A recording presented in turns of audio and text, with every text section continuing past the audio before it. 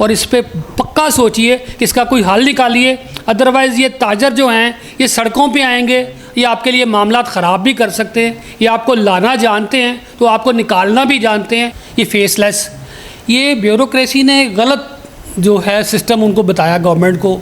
एक तरफ हम लाहौर को और पंजाब को सजाने की बात करते हैं, दूसरी तरफ घरों में फाका कशी करने जा रहे हैं। इस हुकूमत के इस फैसले को कैसे देखते हैं? लाहौर चैम्बर, वहाँ मुख्तलिफ इजलास भी हुए, बड़े बड़े ताजर वफूद भी वहाँ पे शरीक थे, सैकड़ों ताजरान वहाँ शरीक हुए, ओवरऑल हमें रिज़ल्ट होता दिखाई नहीं देता। ये बहुत बड़ी ज़्यादती है लाहौर की ताजर बरदरी के साथ। आप ये देख सकते हैं, ये 7,000 दुकान जो है उसको डिमोलिश करने जा रहे हैं। ये वो 7,000 दुकान नहीं है, ये वो 70,000 ख़ानदान हैं और 7 लाख लोग हैं जो इनकी इस हरकत से अफेक्ट होंगे, जिनका रिज़्क़ का मामला ख़राब होगा। दूसरा ये कह रहे हैं जी हमारी दुकानें थी, हमने किराए पे दी हुई थी।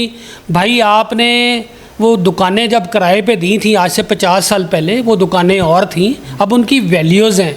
अब वहाँ उनकी वो जो ताजर हैं उनका एक वो अपना मकाम बना चुकी हैं, अब एक अपनी वैल्यू जनरेट कर चुकी हैं। 50 साल आप चुप करके किराया लेते रहे और आज आप कहें जी यहाँ से उठें और कहीं और चले जाएं, ये बिल्कुल ज़्यादती है। गवर्नमेंट से रिक्वेस्ट करूँगा, अगर आप लाहौर को पुरानी शक्ल में लाना चाह रहे हैं, आप 12 दरवाज़े अपने नुमायाँ करने चाह रहे हैं, उसमें ज़रूरी नहीं कि आप दुकानें तोड़ें, आप इन्हें मॉडिफाई कर सकते हैं, इनको वो शक्ल दे सकते हैं कि वो शक्ल में आ जाएं, ताकि वो मतलब उनकी जो लुक है वो नज़र आ जाए। जहाँ तक आप कह रहे हैं कि जी उनको तोड़ना ज़रूरी है, वर्ल्ड बैंक ने हमें फाइनेंस कर रहा है, और भाई फिर आप में और जो पीछे वो चौक में खड़े हो गए अपने बच्चे बेच रहे थे गुर्बत में, कोई फ़र्क नहीं रह जाता। आप में और उनमें फ़र्क ही कोई नहीं रह जाता, क्योंकि आप भी पैसे लेके जो अवाम है, जो ताजर है, उनके बच्चों का खून कर रहे हैं, उनको बेचने पे मजबूर हो हैं। आप बेच रहे हैं, बराए मेहरबानी वर्ल्ड बैंक से रिक्वेस्ट कीजिए, उसमें मॉडिफिकेशन करवाइए और इनको दुकानों को हम एक ऐसे बना सकते हैं उनकी आउटलुक कि वो नज़र आए कि हिस्ट्री है। और अगर आप बिल्कुल ही तोड़ना ही चाहते हैं तो भाई फिर पुराने लाहौर में चलते हैं। लाहौर पहले 12 दरवाज़ों के अंदर ही था, बाहर सारा कुछ खेत थे, उसको दोबारा खेत लगाते हैं, उनमें वो रेड़ा जो चलते थे, टांगे चलते थे, वो चलाते हैं, साइकिल पे आते हैं, गाड़ियों के ये अंडर पासेस हैं, ये सारा कुछ है, इनको ख़त्म करते हैं। अगर आपने उसको पुराना लाहौर ही बनाना है तो उसको ऐसे पूरा पुराना लाहौर बनाएं, किसी का मुआशी कत्ल करके 7 लाख लोगों को फेड करके भूखा मार के अगर आपको कोई फ़ायदा हो रहा है तो ज़रा सोचिए कि वो 7 लाख लोग, हम तो पहले ही इधर जॉब जनरेट नहीं कर पा रहे। हमें तो यहाँ आपके सामने ही है, जो हमारा जो नया स्टूडेंट जो बेचारा क्वालिफाई करके बाहर निकलता है किसी यूनिवर्सिटी से, किसी कॉलेज से, उसके लिए हम जॉब जनरेट नहीं कर पा रहे। उसकी पहली कोशिश है कि वो यहाँ से पाकिस्तान से बाहर जाए। तो जो ऑलरेडी जॉब मिली हुई हैं, जिन लोगों ने ताजरों ने दी हुई हैं, ख्वाह वो थोड़े पैसे देती हैं, ज़्यादा देते हैं, उनके रिज़्क़ का सबब बने हुए हैं, उन घरों की कफ़ालत कर रहे हैं, तो बराए मेहरबानी इस पर खुदा का खौफ खाइए और इसको दोबारा सोचिए। इसको इसी तरह मॉडिफाई कर दें, आप इसको वहीं के वहीं पे दोबारा बना लें, बाहर से उनकी सेम साइजेस कर लें, शेप सेम कर लें, कलर सेम कर लें, उन्हें हिस्टोरिकल लुक दे दें बाहर से। ये किया जा सकता है, ये दुनिया में ऐसे ही होता है।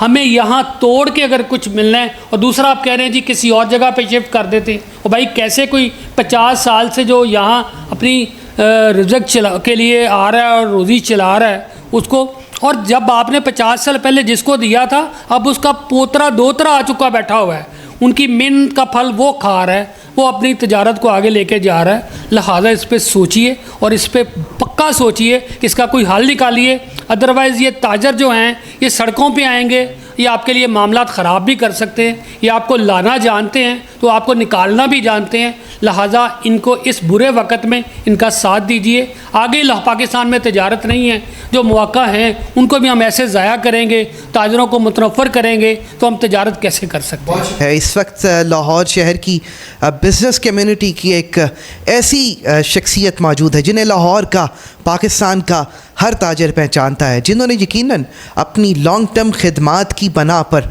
पूरे पाकिस्तान के ताजरों के दिलों में अपना घर किया। वो ताजर रहनुमा लाहौर चैम्बर ऑफ कॉमर्स के साबिक नायब सदर और साबिक सीनियर नायब सदर के तौर पर अपनी खिदमात अंजाम दे चुके हैं।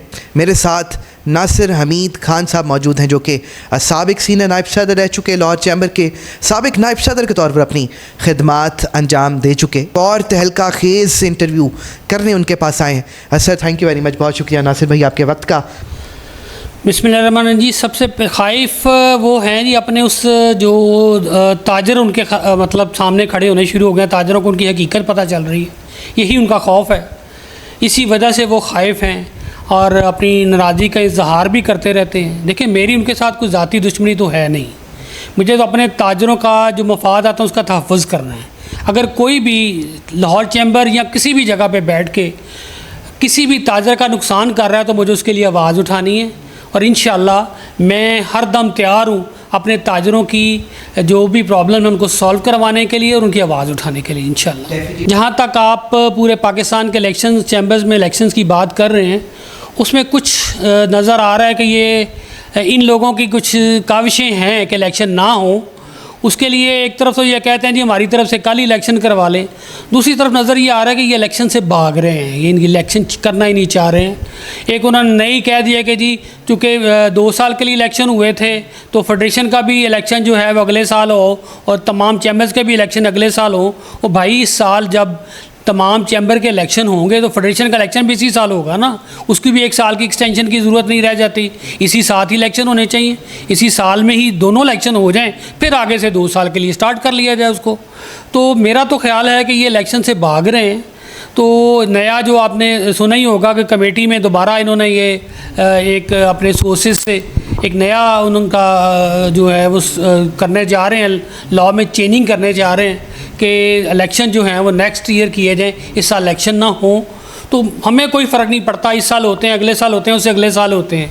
हमें पता है कि ताजर बरादरी हमारे साथ है, वो अपना सबूत दे चुकी है और इंशाल्लाह हमें किसी प्लेटफॉर्म की ज़रूरत नहीं है उनके काम करने के लिए। अल्लाह की मेहरबानी से इंशाल्लाह हम हरदम तैयार हैं, उनके मसाइल को आगे लेके जाएंगे, उनकी हर प्रॉब्लम के साथ उनके साथ खड़े हैं। जी ये एक नया इन्होंने हमारी जो ब्यूरोक्रेसी है इन्होंने एक नया सिस्टम बना के दिया है गवर्नमेंट को, जिसको ये कह रहे हैं जी फेसलेस क्लियरेंस। फेसलेस क्लियरेंस ये है कि वो जी बग़ैर किसी के आए गए कोई भी ऑफिसर अपनी मर्ज़ी से उसका फ़ैसला देगा और जितनी मर्ज़ी ड्यूटी लगा देगा और वो ड्यूटी पे करे और चीज़ें उठा के ले जाए। ये फेसलेस, ये ब्यूरोक्रेसी ने गलत जो है सिस्टम उनको बताया गवर्नमेंट को, जिस पे गवर्नमेंट को इस पर अमल करने की ज़रूरत पेश आई है। देखिए अदालत में किसी का कोई केस होता है, ख्वाह वो मुल्ज़िम हो या मुजरिम हो या इस्तगासा हो, वो सामने होता है तो उसका फ़ैसला किया जाता है। ये वही निज़ाम है कि आप कस्टम में कोई आइटम मंगवा रहे हैं और वो आइटम आपने अपने सामने खुलवा के एक तो वो देखना है कि वो सही वही चीज़ है जिसने उसने मंगवाई थी, जो भेजने वाला है उसने वही भेजा जिसका उसने पैसे उसको देने हैं, क्योंकि यहाँ पेमेंट बाद में करनी होती है, हमने पहले प्रोडक्ट आ जाती है। तो वो भी एक सिस्टम देखने की ज़रूरत होती है। दूसरा आप देखें कि एक ही चीज़ उनके पास भी इतना नॉलेज नहीं है, जो कस्टम वाले हैं उनको भी उनकी भी एक्सेस, मतलब इलेक्ट्रॉनिक वाला उसकी इलेक्ट्रॉनिक्स पे है, ऑटो पार्ट्स वाला है ऑटो पार्ट्स वाले पे है, इंडस्ट्री मटेरियल वाला इंडस्ट्रियल पे है। तो काफ़ी चीज़ें ये देखने की ज़रूरत है। इसमें आप फौरी तौर पे इसको रुकवाएं, इसको फेसलेस सिस्टम को बंद करें।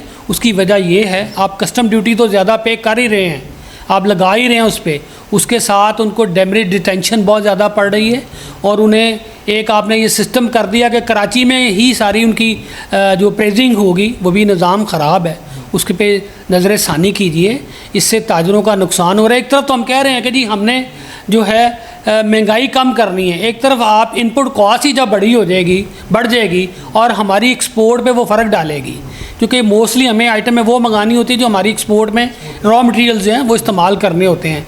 मतलब एक पंप है वो इंडस्ट्री में यूज़ हो रहा है, उसके ऊपर 5% ड्यूटी है, ठीक है। आप चूँकि वट एवर हायर ही उस तरफ जाते हैं और वही पंप उस तरह का ही बना हुआ पंप उसी नाम में उसी हेड में वो गाड़ियों में भी लगता है, मतलब ट्रकों में भी लगता है, उसके ऊपर 35% ड्यूटी है।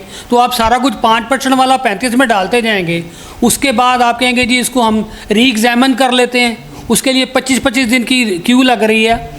उसमें आप ये देखेंगे जो कंटेनर लाइन है उनकी तो दिहाड़ी लग गई, उनका तो मसला हल हो गया, क्योंकि और दुनिया का सबसे ज़्यादा, दुनिया में $20 से ज़्यादा डिटेंशन नहीं है पर डे। हमारे यहाँ 120 से लेके $160 पर डे के हिसाब से चार्ज कर रहे हैं, किसी की नज़र ही नहीं है उस पर। कोई इनपुट कॉस्ट कम करेंगे तो हमारी चीज़ें यहाँ कम सस्ती कर सकेंगे। तो इनको चाहिए कि कस्टम के निज़ाम को चेंज करें, जैसे क्लियरिंग एजेंट एसोसिएशन है या जैसे डिफरेंट इम्पोर्टर एसोसिएशन है, उनको ऑन बोर्ड लें, उनसे मशवरा लें, फिर इस पर अमल करें। ये बिल्कुल फिलफौरी ये बहुत बड़ी ज़्यादती है इम्पोर्टर्स के साथ आप जो करने जा रहे हैं, तो इसको ख़त्म करें। ये फेसलेस सिस्टम नहीं है, ये आपने ब्यूरोक्रेसी को खुली छुट्टी दे दी है। अंदर की बातें मैं ज़्यादा बता नहीं सकता, मेरी मजबूरी है।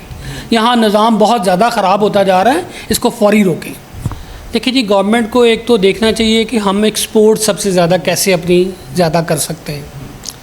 सबसे पहले तो हमें फोकस करना चाहिए आईटी की एक्सपोर्ट पे, क्योंकि हमारा हमसाया मुल्क जो है वो 4000 अरब डॉलर की एक्सपोर्ट कर रहा है, ठीक है जी, और हम यहाँ बैठे हुए 3.5 अरब डॉलर की, वो 400 अरब डॉलर की एक्सपोर्ट कर रहा है। हम 3.5 अरब की डॉलर एक्सपोर्ट करके बड़े खुश हो रहे हैं जी, हमने आईटी की एक्सपोर्ट अच्छी हो गई। हमें अपने आने वाले बच्चे जो हैं, जो फ्रीलांसर्स हैं, उनको प्रमोट करना चाहिए। उनके ऊपर जो हमने ये 1% जो आपने टैक्स लगाया हुआ है, ये 1% से कौन सा पहाड़ गवर्नमेंट ने बना लेना है, इसको रिलीव करें ताकि वो अपना सिस्टम है उसको चला सकें और एक्सपोर्ट की तरफ ज़्यादा जा सकें। और एक्सपोर्ट की तरफ जब वो जाएंगे तो आपकी एक्सपोर्ट एटलीस्ट कम से कम भी नहीं ना तो 100 अरब डॉलर तक तो जानी चाहिए। 100 अरब डॉलर तक चली जाएगी, उससे काफ़ी फ़र्क पड़ जाएगा आपकी एक्सपोर्ट में भी।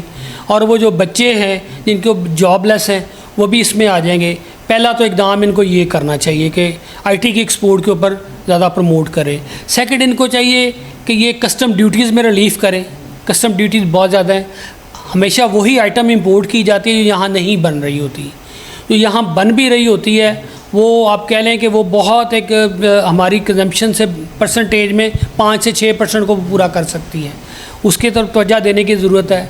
उसके लिए हम एसएमईज़ को प्रमोट करें, छोटे बिजनेसमैन को आगे लाएं, उनको कहें कि वो छोटी जो इंडस्ट्री लगे, एक तो उससे यहाँ वर्कर भी आपका जो बेचारा जॉबलेस है वो भी किसी जॉब पे लग जाएगा। दूसरा, हमें रेवेन्यू भी इकट्ठा होगा। तीसरा, हमारी इकॉनमी में बड़ा किरदार अदा करेगा, इसकी बहुत ज़्यादा ज़रूरत है। तीसरा, हमें ये चाहिए कि हम टैक्सेस को स्ट्रीमलाइन करें। एक ही मतलब 70 अदारे जो टैक्स ले रहे हैं एक ही चीज़ पे, उन पे आप स्ट्रीमलाइन कर लें। हम आईटी में इतना आगे जा चुके हैं कि हर चीज़ मर्ज कर सकते हैं। हम इसको वन विंडो पे लेके आएँ और तमाम जो टैक्सेस हैं वो एक ही विंडो पे लिए जाएँ, बजाय कि जी एक्साइज़ वाला अलहदा ले रहा है, बिजली में ज़्यादा टैक्स काट रहे हैं आप, और आप पानी का टैक्स ज़्यादा ले रहे हैं, अदर टैक्स। तो इनको मर्ज करें, इनको स्ट्रीमलाइन लेके आएँ, एक जगह लेके आएँ, ताकि इंडस्ट्री को प्रमोट कर सकें। इंडस्ट्री आगे जाएगी तो हमें फ़ायदा होगा। काफ़ी ज़्यादा इस पे काम करने की ज़रूरत है। और दूसरा, मैं ताजर बरादरी, आज ही सुबह मैं 2 डिफरेंट जो थोड़ी देर 3 घंटे पहले मैं सुन रहा था, सैटरडे है, कि 2 ताजर ग्रुप जो हैं वो आपस में गहमा-गहमी में हैं कि जी उन्होंने ये कह दिया, उन्होंने कह दिया। मेरी आपसे इल्तमास है, बराए मेहरबानी अपनी यूनिटी दिखाइए। आपकी यूनिटी की बहुत ज़रूरत है। अपने जो सियासी मामलात हैं, आपके जो ज़ाती इख्तलाफात हैं, उनको भूल जाइए। अपने ताजरों के साथ खड़े होइए, जिनके साथ ये प्रॉब्लम होने जा रही है, उनकी आवाज़ बनिए, उनकी आवाज़ बन के आगे जाइए। चूँकि कल को ये वक्त आप पे भी आ सकता है। आज अगर आप उनके साथ नहीं खड़े होंगे, कल को वो भी आपके साथ खड़े नहीं होंगे। लिहाजा अपने ज़ाती इख्तलाफात को छोड़िए कि वो बेच रहा है, वो खा रहा है। बराए मेहरबानी, मैं नाम नहीं लूँगा उन ग्रुप्स का, मैं दोनों को इंटीमेट करना चाह रहा हूँ। बराए मेहरबानी अक्ल के नाखून लीजिए और आपस में यूनिटी दिखाइए और उस यूनिटी के तहत आगे चलिए और ये इस मसले का हल निकालिए। और मैं